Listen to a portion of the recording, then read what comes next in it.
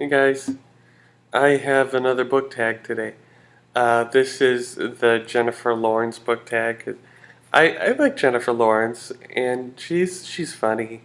She's a good actress, and I it really started because I was searching for another idea for a segment, so thought, oh, I'll do a book tag. I feel like doing a book tag, so I looked through all these book tags, and I came across the Jennifer Lawrence book tag, which I've actually seen people do it. I've seen a lot of people do it. It's been going around, and it was created by Michael Booklion, and I'll link his video in the description along with the questions. And the questions are: there's some facts about Jennifer Lawrence, and then there's a statement associated with those. So I'm gonna do that right now. The first fact is that she's from Kentucky, and it's name a book that takes place in a rural area. And I said sideways, just because it takes place through California's wine country. You know, it's not a big city. It's really rural. And and, there's there's it's not such an urban area, and I know it's California, not Kentucky, but it was the question didn't have anything to do with Kentucky, just that it was rural. And I said sideways just because it's through the country and it's not really urban. The next one is that she was discovered on the streets of New York, and that's name a little known book you found while browsing and ended up loving. And I I said Seating Arrangements by Maggie Shipstead.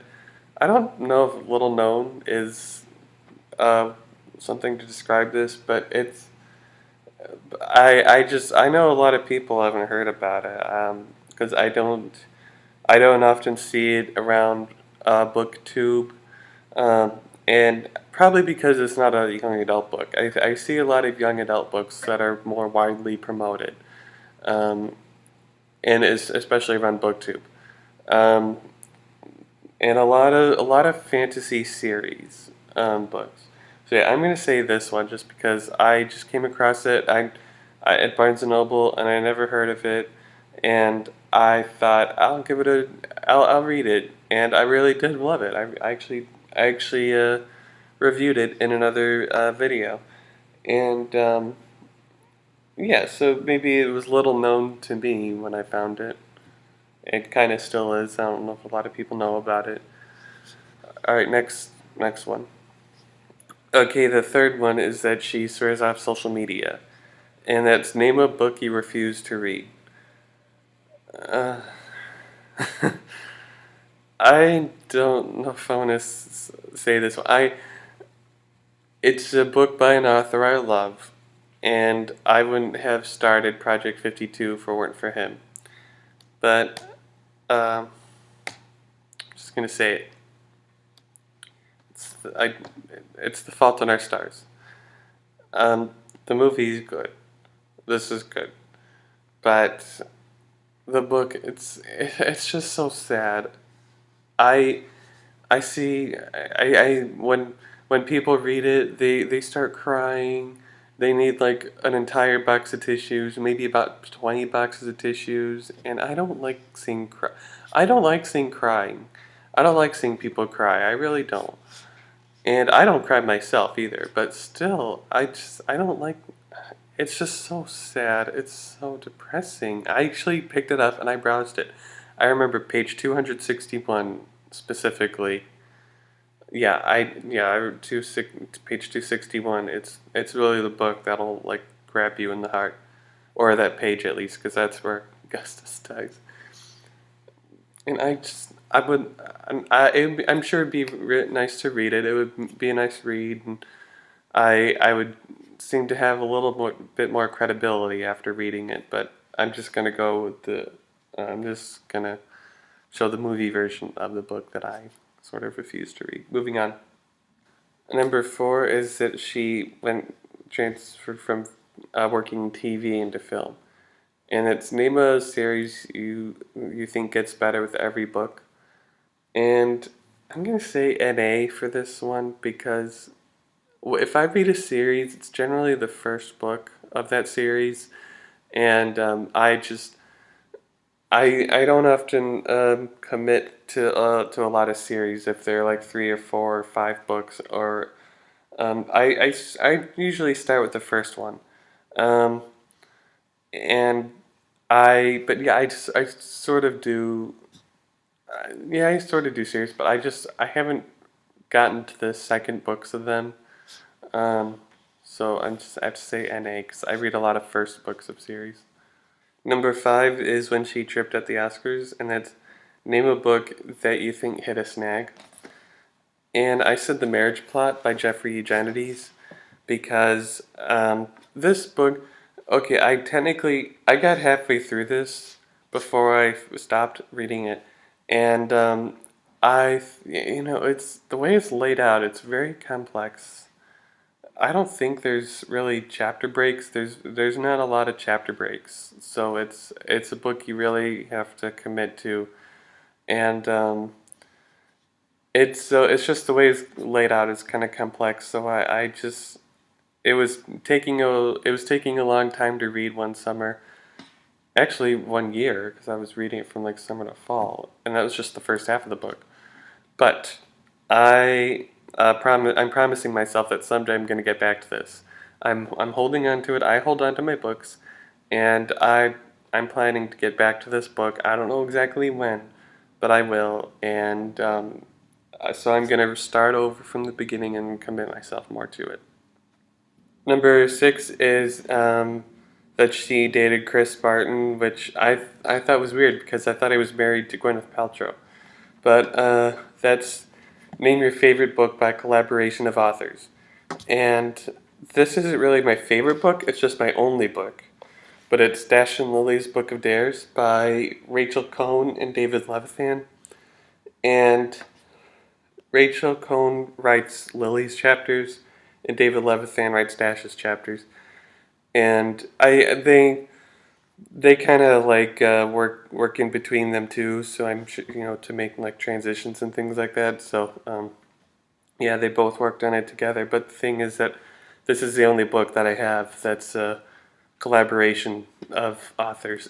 so um, so yeah, it's not so much a favorite of them because this is the only book I read by a collaboration of authors. I mean, I've read other books and things like that too that I don't have, and yeah, they were all by a single author. I actually don't know of many books where many authors. Well, I actually know a few, but I haven't read them. But I'm gonna move on. Number 7 is that she works with David O. Russell, and that's Name a Dysfunctional Character You Couldn't Help But Love. And I wouldn't say this character is dysfunctional, but I do like him. Anyway, it's Sleeping Freshmen Never Lie, but it's the character of Scott. And I would say he's dysfunctional, but he does have trouble functioning. I mean, he's not known as dysfunctional, like, that's not how he's billed, but that he does whatever, he does everything he can. Even if it's stuff he doesn't really want to do, like uh, sign up for student council or um, be right. I know he gets a job on the newspaper and he wanted to do book reviews, but he ended up doing sports reviews and of a football game and well of several football games, and he didn't want to do the sports reviews. He wanted to do the book reviews. And that's just an example of stuff that he does, but he doesn't want to do and he doesn't like to do them.